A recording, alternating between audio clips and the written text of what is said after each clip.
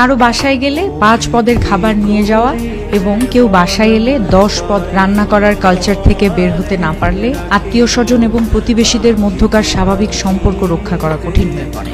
মধ্যবিত্ত পরিবারে 1 কেজি আঙ্গুরের চেয়ে 1 ডজন ডিমের প্রয়োজনীয়তা অনেক বেশি। জাপানিরা কারোর সাথে দেখা করতে গেলে 1 কেজি চাল নিয়ে যায় উপহার হিসেবে। এদের প্রধান খাদ্য ভাত, আমাদেরও ভাত। তাহলে আমরা চাল নিয়ে গেলে সমস্যা কোথায়? যিনি বা যারা বেড়াতে যাচ্ছেন তারা যদি ওই বেলার বাজারটাই করে নিয়ে যান সবচেয়ে ভালো হয়।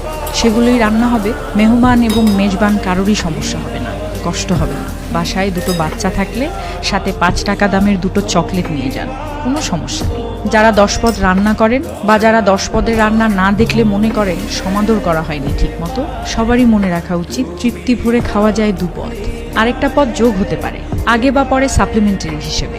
এই কালচার প্রমোট করার ক্ষেত্রে তরুণদেরকে এগিয়ে আসতে হবে। যারা একটা কালচারে তাদের জীবন শেষ করে দিচ্ছেন প্রায়, তাদের পক্ষে অন্য কিছু করা সম্ভব নয়।